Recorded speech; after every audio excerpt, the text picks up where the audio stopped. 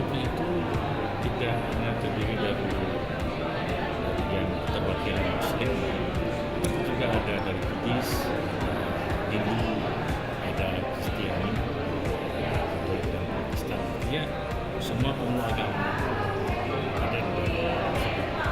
Terkait dengan program kependudukan, warga bencana dan perlindungan warga yang menjadi core pelaksanaan program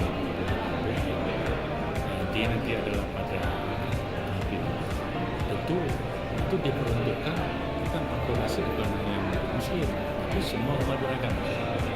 Jadi baik itu Buddhis, Muslim, Kristiani, itu juga bertanggung jawab mentransformasikan semua nilai-nilai yang ada di dalam agama kita. Jadi kalau ada anggapan selama ini, seolah Muslim kita sangat-sangat dimensi.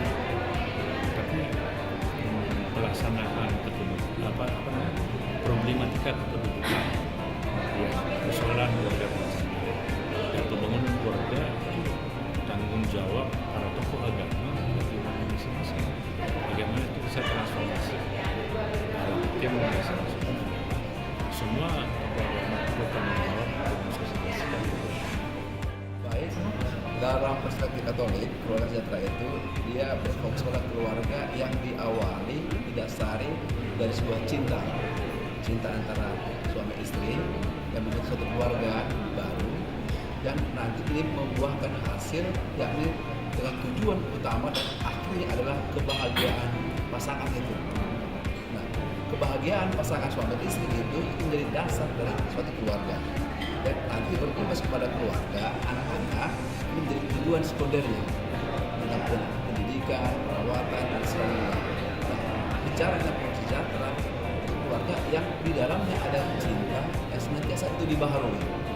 Maka tugas dan tanggung jawab pasangan suami istri adalah bagaimana membangkitkan selalu, membaharui selalu cintanya pada pasangannya sehingga ini tumbuh hal-hal yang lebih positif lagi. Energi cinta ini menjadi dasar untuk ke arah mana di bawah keluarga itu. Maka sebaiknya sebelum sebuah keluarga terbentuk, maka keluarga itu atau katakanlah pasangan itu atau calon itu diberi dulu pembelajaran, yakni kursus persiapan pernikahan atau perempuan. Dan jika terjadi kursus ini pada eksekusi hari hanya terjadi pemberkatan penubuhan itu oleh pihak dari gereja. Dan selanjutnya diharapkan juga tetap ada pendampingan untuk keluarga-keluarga itu.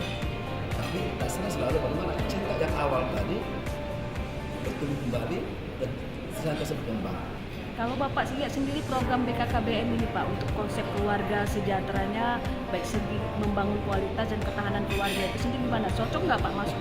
Saya sangat cocok, sangat bersinergi dengan apa yang juga dalam program dalam keluarga Katolik dan program dari BKKBN dalam terutama dari Pak sendiri. Saya melihat ini bisa menjadi sarana kami itu bisa lebih memasukkan lagi ya komitmen kami sekaligus membangun bagaimana dalam perspektif Katolik ini bahwa memang apa yang dibicara oleh BKKBN ini cocok sinergi dengan kita. Bahkan saya pikir ini menjadi suatu wadah yang bagi kami ya bebas menyatakan bahwa begini loh untuk Katolik ternyata kita satu arah, satu tujuan besar. Kita kembali ke dasar di dalam ajaran agama bahwa tujuan akhir daripada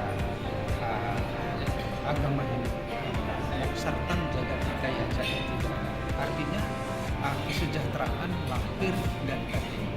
Kesejahteraan lahir dan batin itu diawali dengan pembentukan keluarga yang kalau dalam Hindu disebut keluarga sukinah. Sukinah mungkin dalam Islam sakinah, sukino bawati, keluarga sejahtera lahir batin. Jadi untuk membentuk keluarga sejahtera lahir batin diawali dengan pembentukan awal perkawinan yang sejahtera itu seperti apa dan pada tahap pembentukan keluarga itu nanti seperti apa. Jadi masing-masing ayah, ibu, anak itu mempunyai tanggung jawab masing-masing sehingga dasar daripada tanggung jawab itu sudah tercermin yang Hindu. bagaimana seorang pemimpin keluarga memberikan tanggung jawab kepada keluarga. Bagaimana seorang ibu sebagai pemimpin dalam keluarga. Bagaimana anak memberikan penghormatan kepada keluarga. Jadi landasannya itu ya bagaimana menciptakan nanti mencapai bangsa. Satunya Atman dengan Sang Pencipta itu sendiri. Jadi dasar-dasar itulah yang harus kita perkuat sehingga tercapainya keluarga yang santi, Sukino. Itu yang kita harapkan dalam pembentukan keluarga di dalam masyarakat. Agama Hindu seperti itu. Pak Kris, kalau dalam agama Buddha sendiri membangun konsep keluarga itu seperti apa, Pak? Ya, jadi di dalam agama Buddha kebahagiaan itu ada dua. Yang pertama menjadi seorang pertapa, yang kedua menjadi seorang rumah tangga.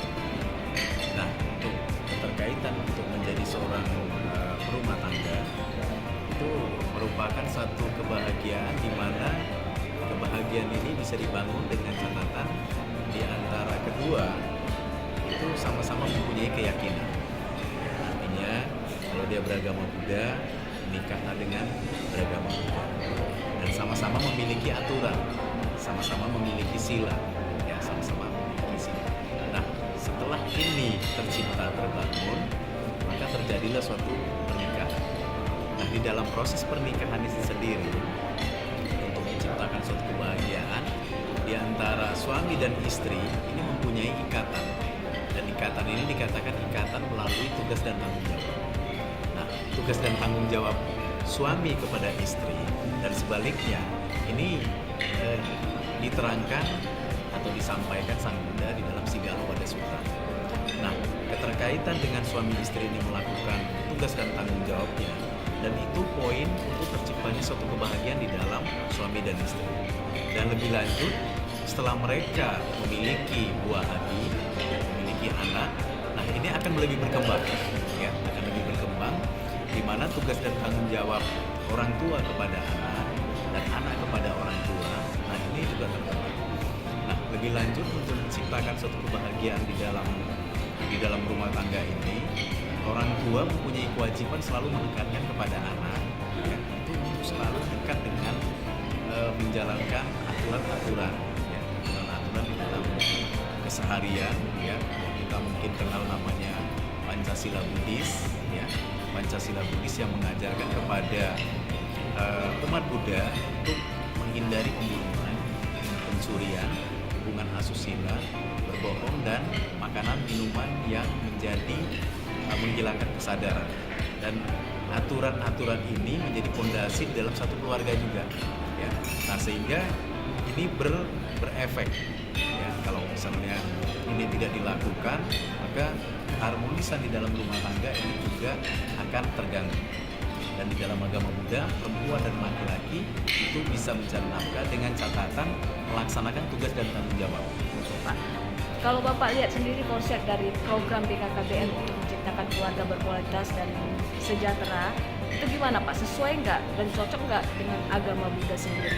Sepanjang kita mengikuti hari ini dan sebelum-sebelumnya, bahkan kita sering dalam kegiatan-kegiatan, ini orang kita BKKBN kita undang, ya, kita undang memberikan informasi sehingga informasi ini menguatkan antara BKKBN atau pemerintah kepada kita ajaran Buddha.